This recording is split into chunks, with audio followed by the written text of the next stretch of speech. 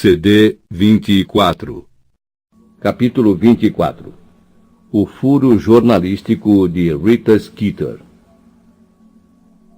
Todos acordaram tarde no dia seguinte ao Natal, que é feriado na Grã-Bretanha.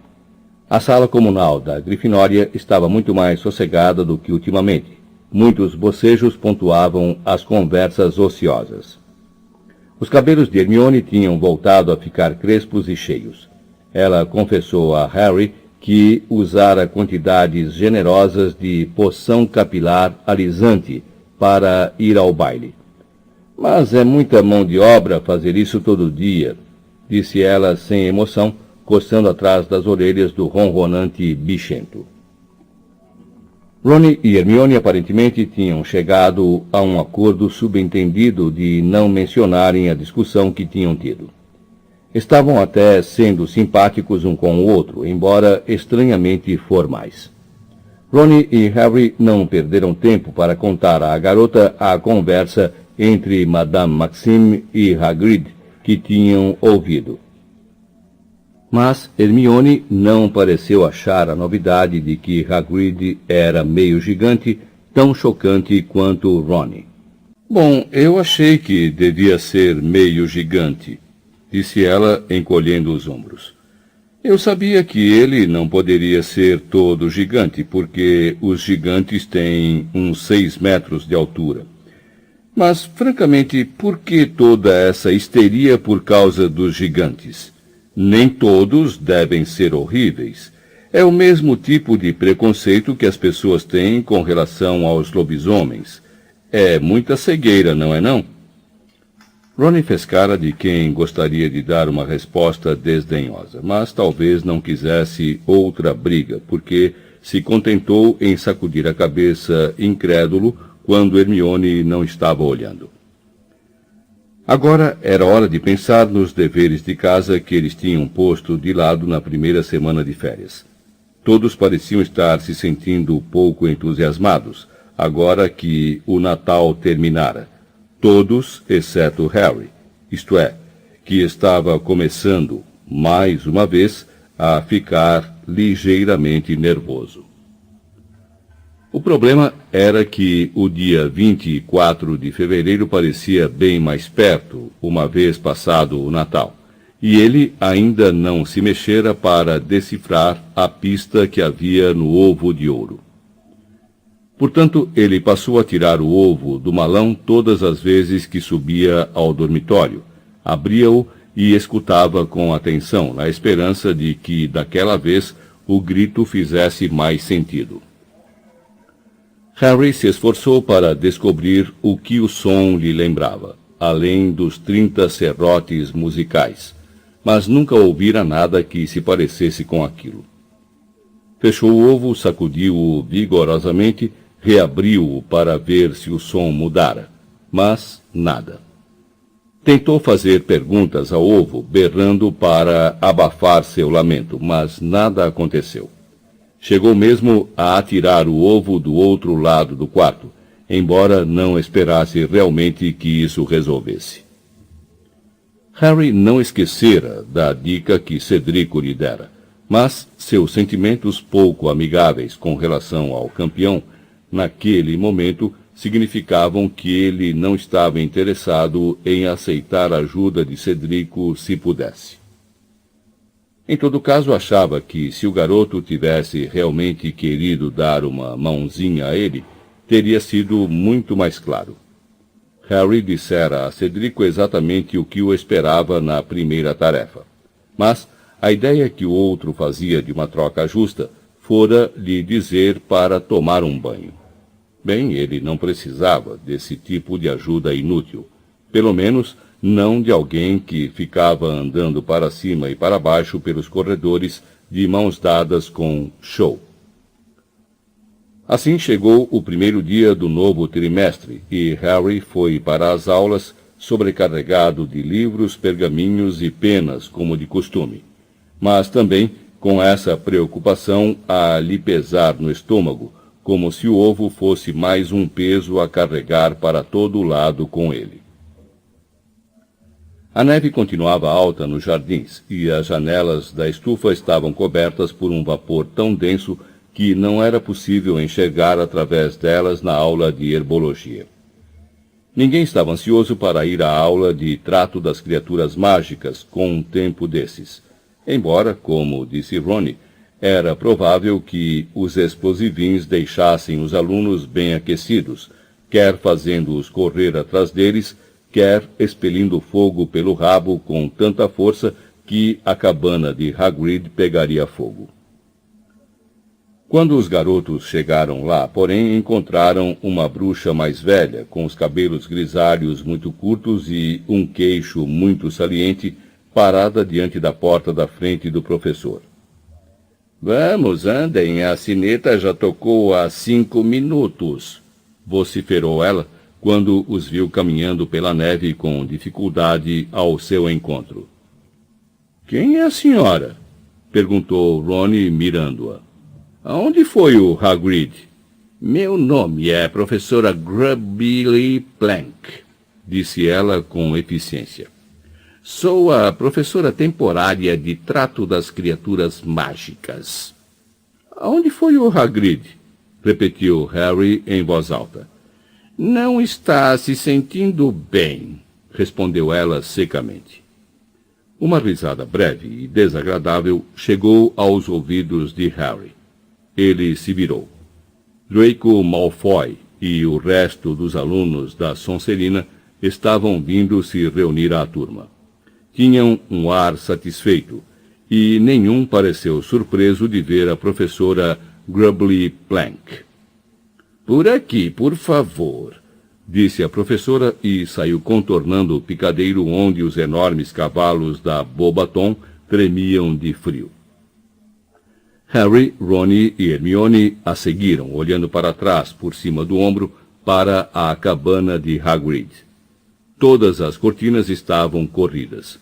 Será que Hagrid estava ali, sozinho e doente? "O que é que o Hagrid tem?" perguntou Harry, apressando o passo para alcançar a professora.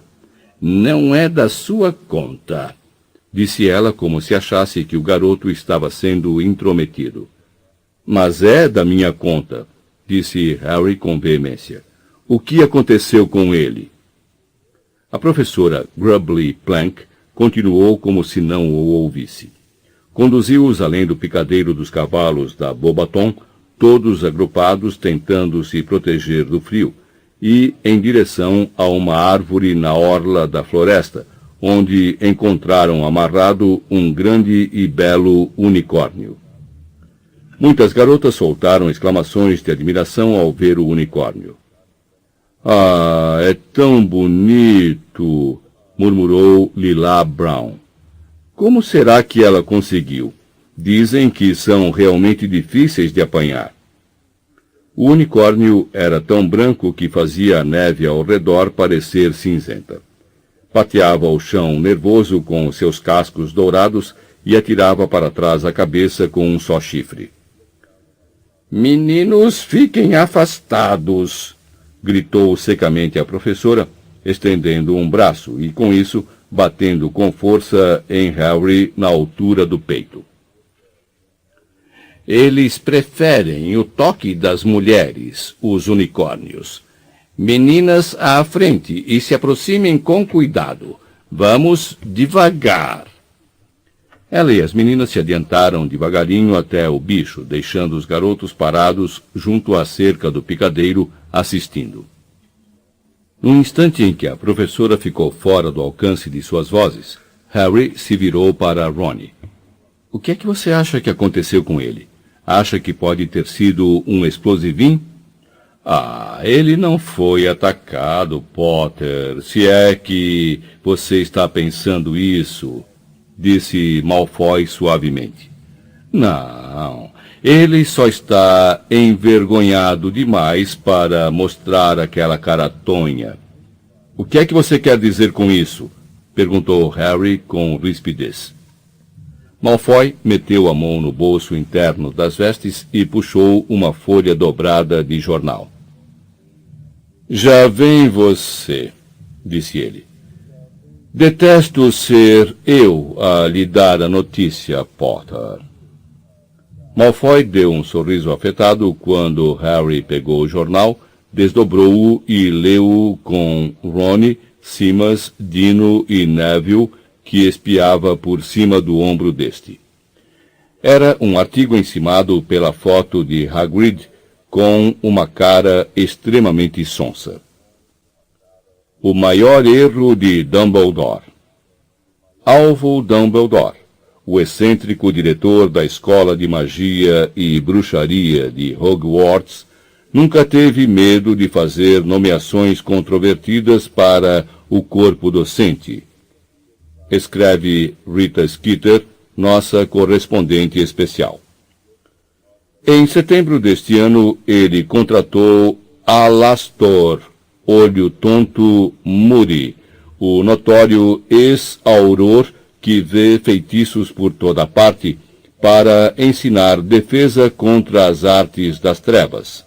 Uma decisão que fez muita gente erguer as sobrancelhas no Ministério da Magia, dado o conhecido hábito que Moody tem de atacar qualquer um que faça um movimento repentino em sua presença. Olho Tonto, porém, parece responsável e bondoso, em contraste com o indivíduo meio-humano que Dumbledore emprega para ensinar trato das criaturas mágicas. Rubio Hagrid, que admite ter sido expulso de Hogwarts no terceiro ano e, desde então, exerce na escola a função de guarda-caça, um emprego que Dumbledore lhe arranjou. No ano passado, no entanto, usou sua misteriosa influência sobre o diretor da escola para obter o cargo suplementar de professor de trato das criaturas mágicas, preterindo muitos candidatos com melhores qualificações. Um homem assustadoramente grande e de ar feroz, Hagrid tem usado sua recém-adquirida autoridade para aterrorizar os alunos ao tratar de uma coleção de seres horripilantes. Enquanto Dumbledore faz vista grossa, Hagrid já feriu vários alunos durante uma série de aulas que muitos admitem dar muito medo. Eu já fui atacado por um hipogrifo e meu amigo Vicente Crabbe levou uma dentada feia de um verme, declarou Draco Malfoy, um aluno do quarto ano.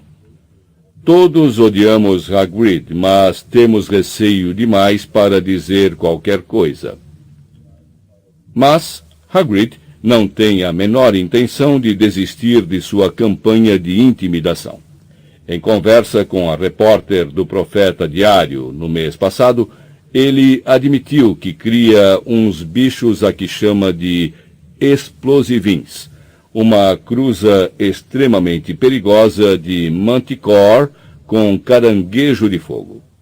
A criação de novas raças é, naturalmente, uma atividade em geral acompanhada de perto pelo Departamento para Regulamentação e Controle das Criaturas Mágicas. Hagrid, ao que parece, considera-se acima dessas restrições pouco importantes.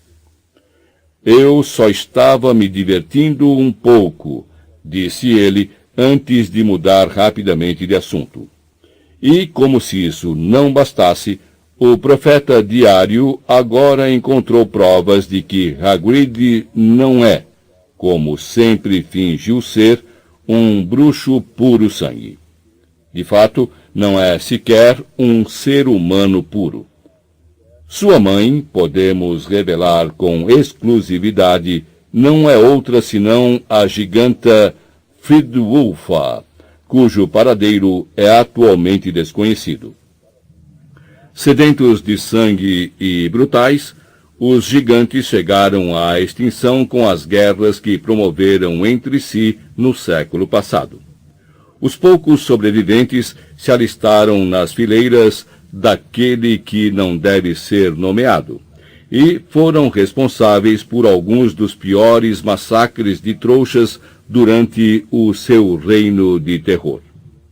Embora muitos gigantes que serviram àquele que não deve ser nomeado tenham sido mortos por aurores que combatiam o Partido das Trevas, Friedwulfa não foi um deles. É possível que tenha fugido para uma das comunidades de gigantes que ainda existem em montanhas no exterior.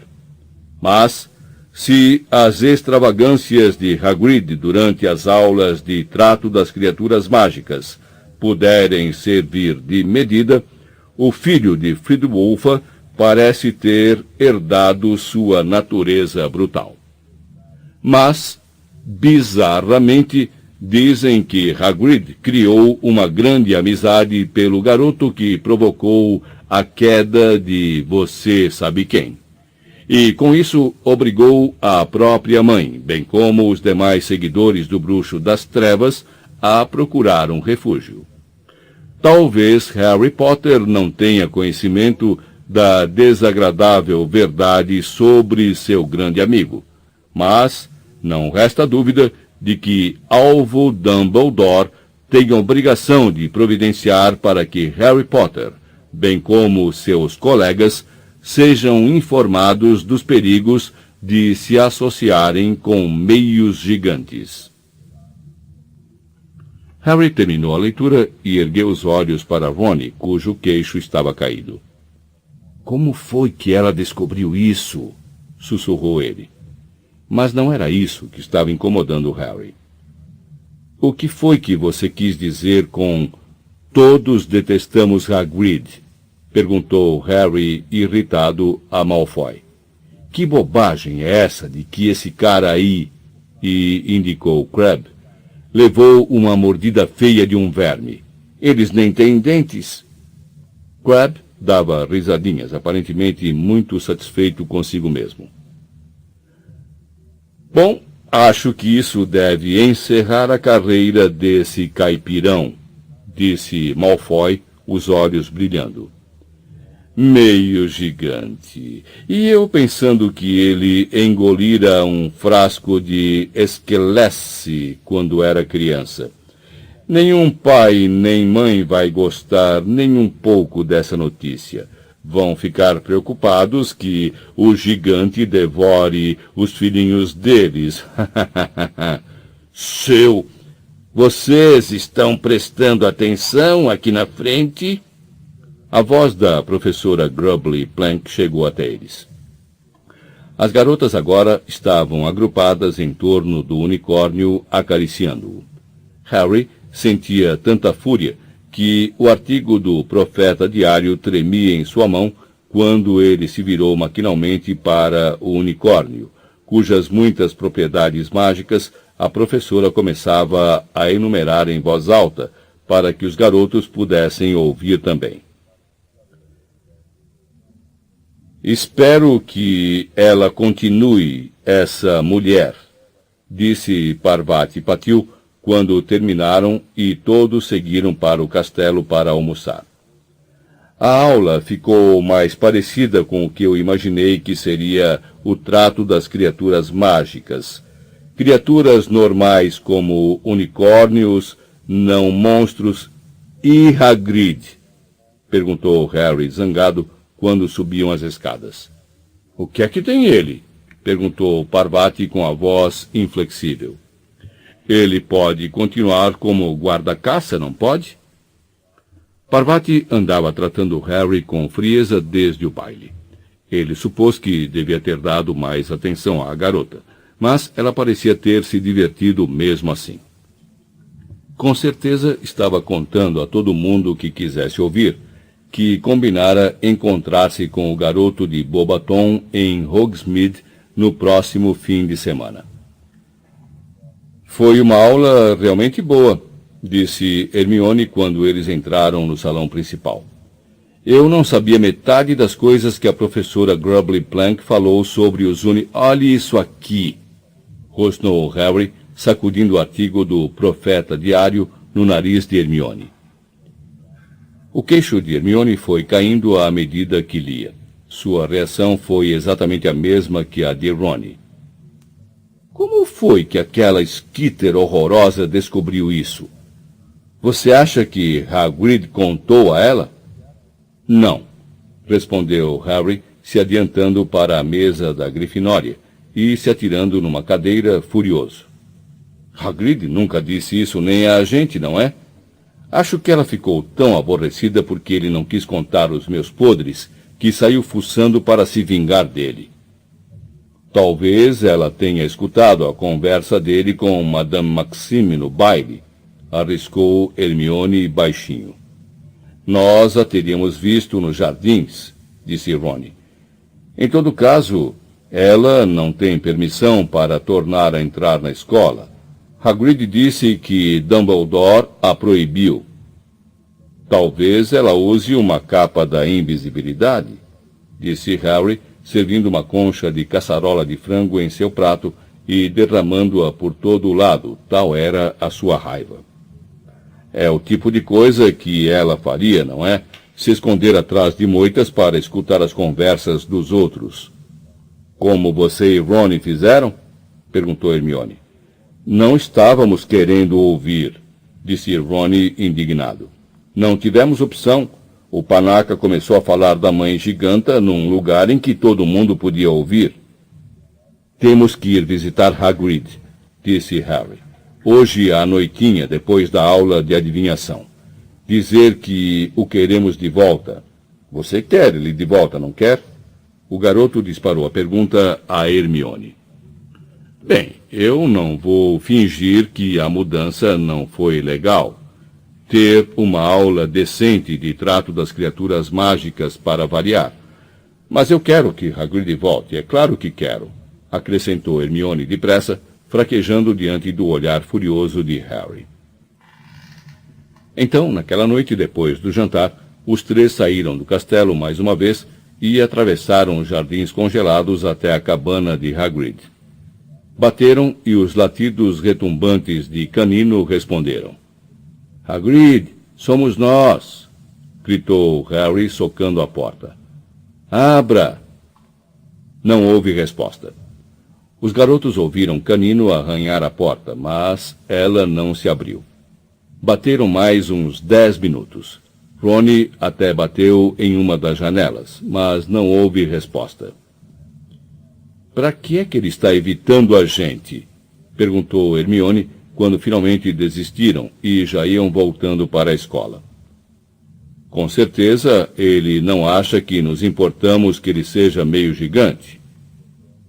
Mas, pelo jeito, Hagrid se importava. Os garotos não viram nem sinal dele a semana inteira. Não apareceu à mesa dos professores na hora das refeições, nem foi visto pela propriedade cuidando de suas tarefas de guarda-caça. E a professora Grubbly Plank continuou a dar as aulas de trato das criaturas mágicas. Malfoy se gabava a cada oportunidade possível. Com saudades do seu amiguinho mestiço? Ele não parava de murmurar para Harry sempre que havia um professor por perto, de modo a ficar a salvo de uma reação. Com saudades do seu homem-elefante? Houve uma visita a Hogsmeade na metade de janeiro. Hermione ficou muito surpresa que Harry pretendesse ir. Pensei que você ia aproveitar a tranquilidade do salão comunal. Olha que você realmente precisa trabalhar naquele ovo. Eu acho que agora já tenho uma boa ideia do que se trata, mentiu Harry. Já tem, é? Exclamou Hermione, parecendo impressionada. Muito bem. As entranhas de Harry deram uma revirada de culpa, mas ele fingiu não ter sentido. Afinal, ainda lhe restavam 5 semanas para descobrir a pista do ovo, e isso era uma eternidade. E se ele fosse a Hogsmeade, talvez desse de cara com Hagrid e tivesse uma chance de convencê-lo a voltar. No sábado, ele, Rony e Hermione deixaram o castelo juntos e atravessaram os jardins frios e úmidos em direção aos portões. Ao passarem pelo navio de Durmstrang, ancorado no lago, viram Victor Krum saindo para o convés, trajando apenas calções de banho. Ele era muito magro, mas bem mais forte do que parecia, porque trepou na murada do navio, esticou os braços à frente e mergulhou direto no lago. Ele é doido, comentou Harry, observando a cabeça escura de Krum reaparecer no meio do lago. Deve estar congelando, estamos no meio de janeiro.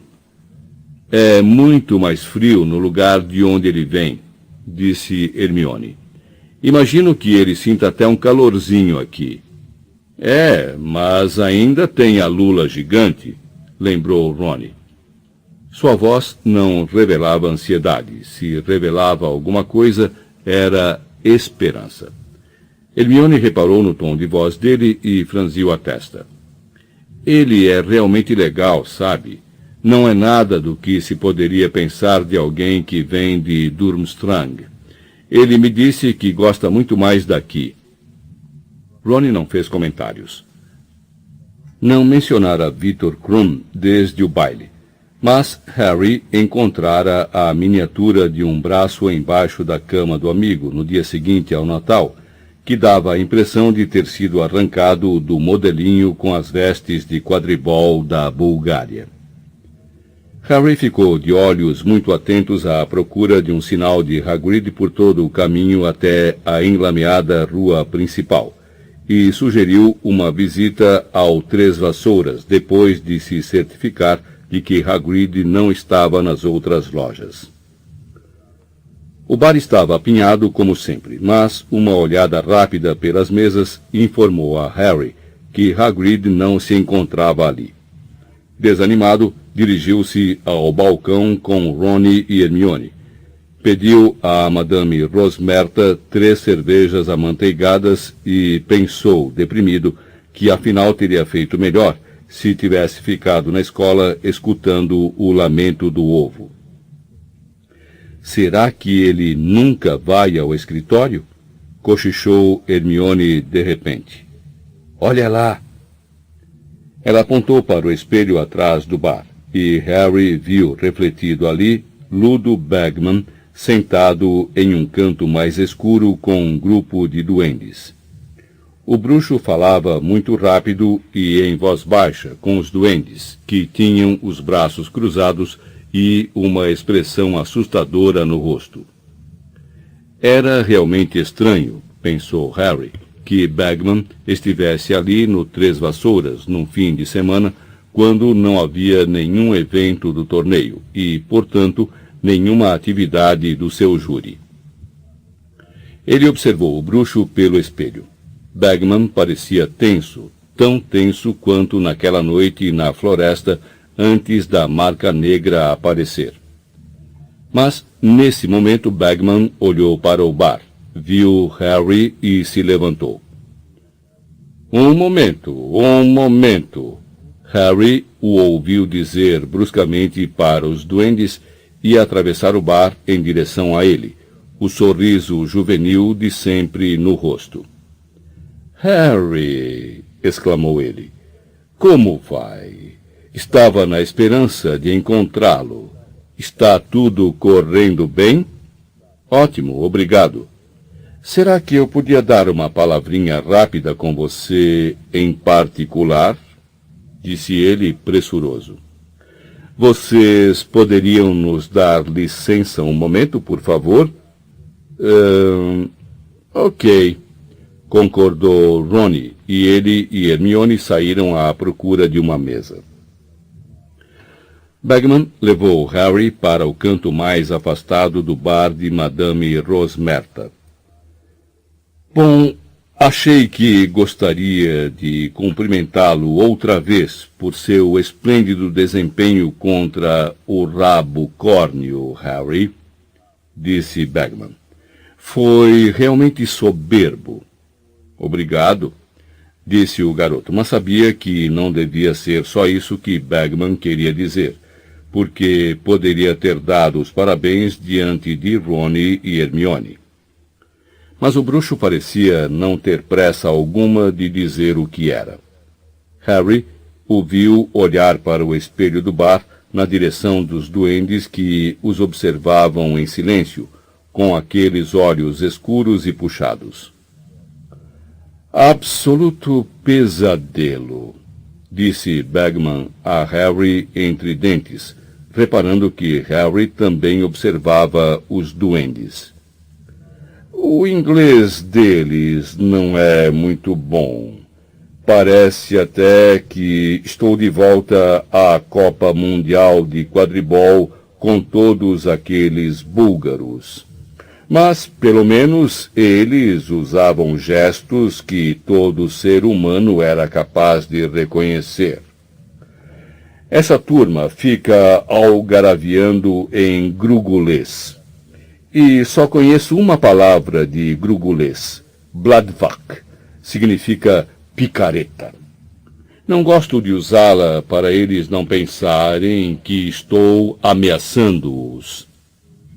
E soltou uma gargalhada breve, mas retumbante. O que é que eles querem? Perguntou Harry, notando que os duendes continuavam a observar Bagman com muita atenção. Bem, disse Bagman, parecendo subitamente nervoso. Eles estão procurando Bartô Crouch. Por que é que estão procurando por ele aqui? Perguntou Harry. Ele não está no ministério em Londres? Para falar a verdade, não faço a menor ideia de onde esteja. Vamos dizer que tenha parado de comparecer ao trabalho. Já está ausente há umas 2 semanas. O jovem Percy, assistente dele, diz que ele está doente. Aparentemente, tem enviado instruções via coruja. Mas se importa de não comentar isso com ninguém, Harry? Porque a Rita Skeeter continua bisbilhotando por todo lado que pode, e eu seria capaz de apostar que ela poderia transformar a doença de Bartô em algo sinistro. Provavelmente dizer que ele está desaparecido, como Bertha Jorkins. O senhor teve notícias da Bertha Jorkins? Perguntou Harry. Não, respondeu Bagman, parecendo outra vez tenso. Tenho gente procurando, é claro. Já não era sem tempo, pensou Harry. E é tudo muito estranho. Sem a menor dúvida, chegou na Albânia, porque se encontrou lá com uma prima em 2º grau. Depois deixou a casa da prima dizendo que ia ao sul visitar uma tia. E parece ter desaparecido no caminho, sem deixar vestígios. O diabo é quem sabe onde ela pode ter se metido. Não parece ser do tipo que foge para casar, por exemplo. Contudo, mas por que é que estamos falando de duendes e de Bertha Jorkins? O que eu realmente queria perguntar a você é... E aqui ele baixou a voz. Como é que você vai indo com o ovo de ouro? Nada mal, disse Harry, ocultando a verdade. Bagman pareceu perceber que o garoto não estava sendo honesto. Escute, Harry, disse ele, ainda em voz muito baixa. Eu me sinto muito mal a respeito dessa coisa toda. Você foi empurrado para o torneio, você não se voluntariou, e se... Aqui sua voz ficou tão baixa que Harry precisou chegar mais perto para escutar. Se tiver alguma coisa que eu possa fazer, um empurrãozinho na direção certa... Acabei me afeiçoando a você, o jeito com que você passou pelo dragão. Bem, então, se tiver alguma coisa que eu possa fazer, é só dizer. Harry olhou para o rosto rosado e redondo e para os grandes olhos azul-celeste de Bagman. Devemos decifrar as pistas sozinhos, não é? Disse ele, tomando cuidado para manter a voz displicente e não parecer que estava acusando o chefe do Departamento de Jogos e Esportes Mágicos de infringir o regulamento. Bem, é verdade, disse Bagman impaciente. Mas vamos, Harry, todos queremos a vitória de Hogwarts, não é mesmo? O senhor ofereceu ajuda a Cedrico? Perguntou Harry. A mais leve das rugas vincou o rosto liso de Bagman. Não ofereci. Bem, como disse, eu me afeiçoei a você. Por isso pensei em oferecer... Bem, obrigado, disse Harry. Mas acho que estou quase chegando lá. Mais uns 2 dias e resolvo o problema do ovo. Ele não tinha muita certeza da razão pela qual estava recusando a ajuda de Bagman, exceto que o bruxo era quase um estranho para ele, e aceitar sua ajuda lhe parecia muito mais desonesto do que pedir conselhos a Rony, Hermione ou Sirius. Bagman pareceu quase afrontado, mas não pôde dizer muito mais, porque Fred e George apareceram naquele momento. Olá, Sr. Bagman, disse Fred, animado. Podemos lhe oferecer uma bebida? Não, disse Bagman, com um último olhar desapontado para Harry. Não, muito obrigado, garotos.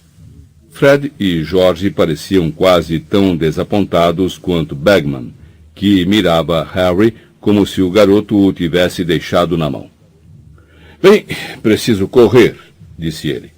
Foi bom ver vocês. Boa sorte, Harry. E saiu apressado do bar. Os duendes deslizaram para fora das cadeiras e saíram atrás de Bagman. Harry foi se reunir a Rony e Hermione. O que é que ele queria? Perguntou Rony no instante em que Harry se sentou. Ele se ofereceu para me ajudar com o ovo de ouro. Ele não devia estar fazendo isso, exclamou Hermione, parecendo muito chocada. Ele é um dos juízes. E, em todo caso, você já decifrou sozinho, não foi? Quase. Bom, eu acho que Dumbledore não gostaria de saber que Bagman andou tentando convencer você a ser desonesto, disse Hermione, ainda com uma expressão de profunda reprovação. Espero que ele esteja tentando ajudar Cedrico também. Não está. Eu perguntei a ele, informou Harry. Quem é que se importa se Cedrico está recebendo ajuda? Disse Rony. Harry intimamente concordou. Aqueles duendes não pareciam muito simpáticos, comentou Hermione, bebericando a cerveja amanteigada. O que é que eles estavam fazendo aqui? Procurando Crouch, segundo informou Bagman. Ele continua doente, não tem ido trabalhar. Quem sabe Percy está envenenando ele, sugeriu Rony. Provavelmente acha que, se Crouch apagar, ele vai ser nomeado chefe do Departamento de Cooperação Internacional em Magia.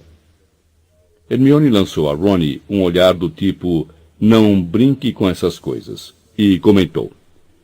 Engraçado, duendes procurando o Sr. Crouch?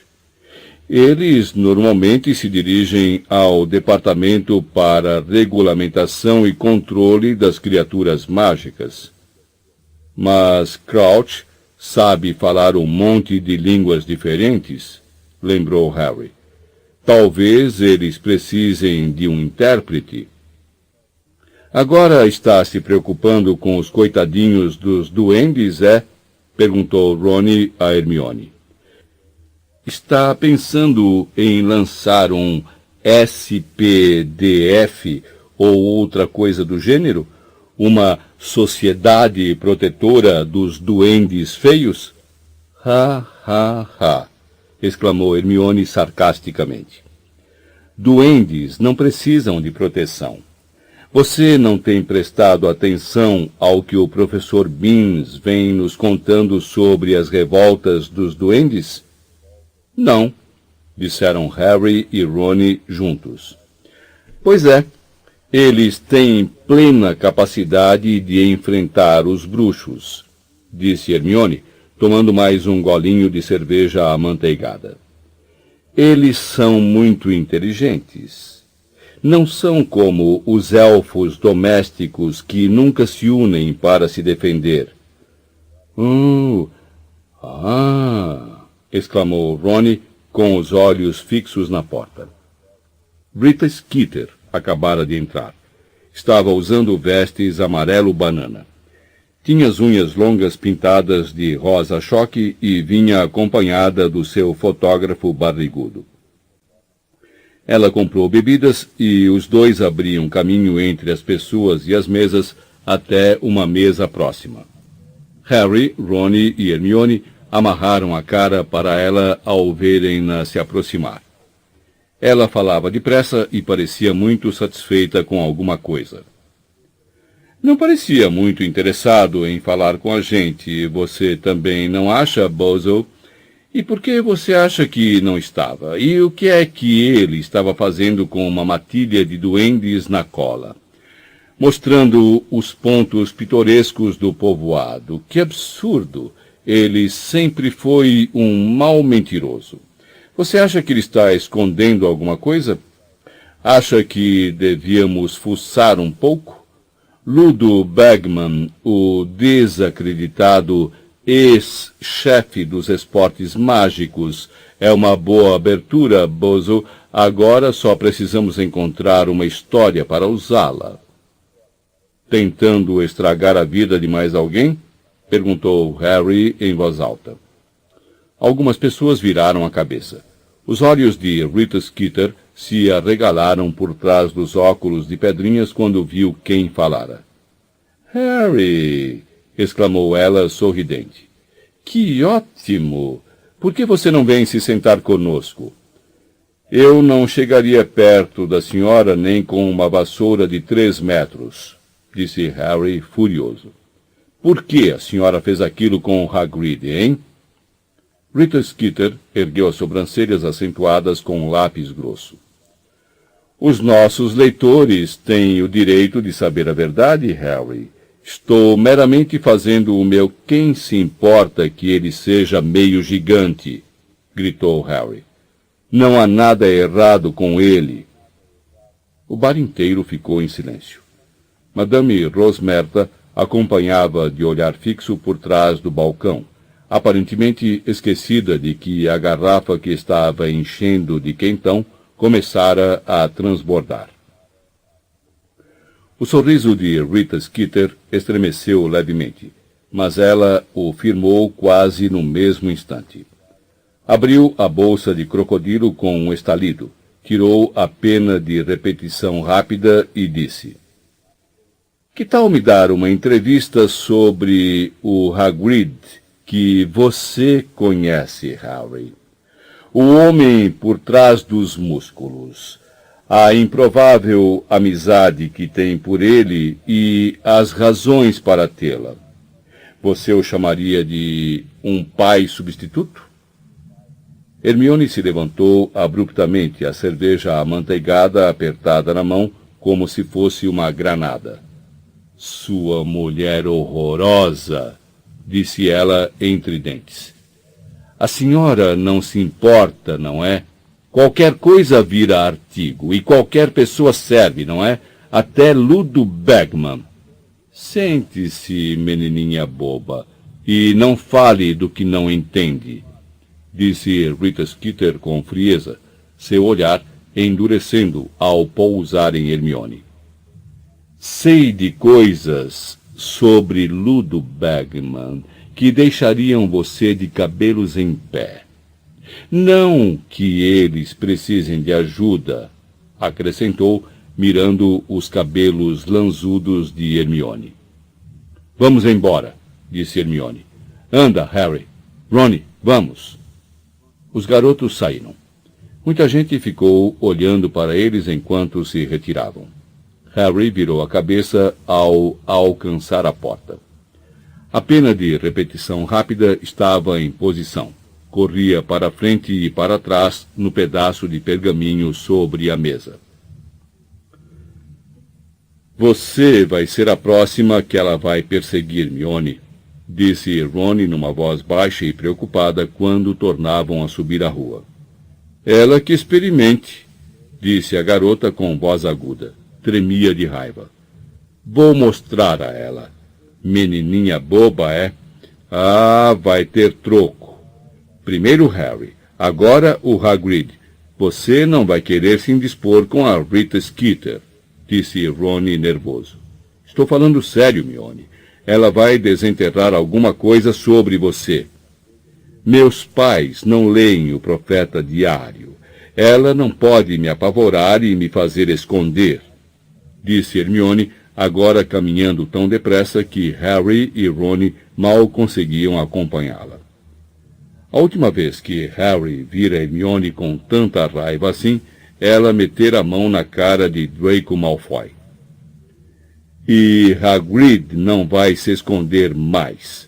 Ele nunca deveria ter deixado aquela imitação de ser humano o perturbar. Andem! Fim do CD 24.